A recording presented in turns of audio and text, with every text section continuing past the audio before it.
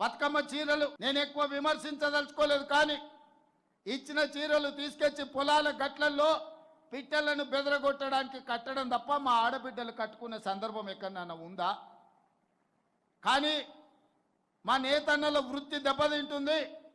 వాళ్ళకు అంతకుముందు ప్రభుత్వం ఆర్డర్లు ఇచ్చింది, ఈ ప్రభుత్వం వచ్చింది అని ఆపితే అప్రతిష్ట పాలవుతామని చెప్పి మా ప్రిన్సిపల్ సెక్రటరీ గారు, మా ఎరావత్ అనిల్ గారు, అదేవిధంగా మా తుమ్మల నాగేశ్వరరావు గారు నా దృష్టికి వచ్చారు.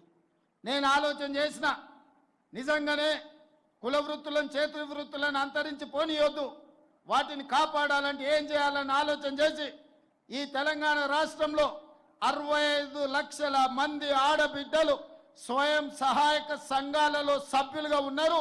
ఆడబిడ్డలకు ప్రత్యేకంగా చీర సారే పెట్టే సాంప్రదాయంలో ఒక్కొక్కరికి 2 మంచి చీరల్ని ఇద్దాం తుమ్మలన్న 1,30,00,000 చీరలు మా పద్మశాలి సోదరులకు ఆర్డర్ ఇవ్వండి. ఖర్చు ఎంతైనా పర్వాలేదు, ఖర్చుకు వెనకాడకండి. ఆనాడు బతుకమ్మ చీరలకు 250 రూపాయలు ఖర్చు పెడితే నాకు తెలిసి ఈరోజు 500 నుంచి 600 రూపాయలు ఆ చీర మీద పెట్టుబడి పెట్టి ఈరోజు మనం 600 కోట్ల రూపాయల ఆర్డర్స్ ఈరోజు పద్మశాలి సోదరులకు ఇవ్వడం జరిగింది. కరెంటు బిల్లులు, బతుకమ్మ చీరల బకాయిలు, వేములవాడలో యాన్ డిపో, అదేవిధంగా మీకు సంబంధించిన బకాయిలను, ఇన్సూరెన్స్లను అన్నిటిని కూడా గత ఆగస్టులోనే మీ సమావేశానికి వచ్చినప్పుడు నిర్ణయం తీసుకోవడం జరిగింది.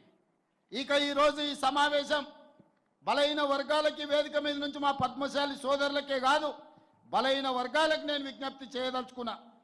మిత్రులారా, ఆనాడు బ్రిటిషర్స్ అధికారంలో ఉన్నప్పుడు 1931లో కులగణన జరిగింది.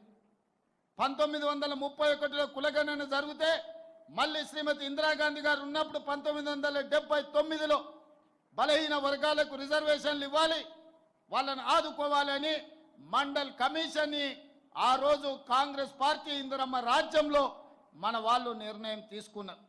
మండల్ కమిషన్ దాదాపుగా 1990 నివేదిక వెలికి తీసుకొచ్చి ఆనాడు మొత్తం బీసీలు 52%, ఇంక్లూడింగ్ ముస్లిం మైనారిటీలు కూడా బీసీలలో ఉన్నారు, వాళ్ళకి 27% రిజర్వేషన్లు ఇవ్వాలి అని మండల్ కమిషన్ రికమెండ్ చేస్తే 27% రిజర్వేషన్ అమలు చేసింది కాంగ్రెస్ పార్టీ.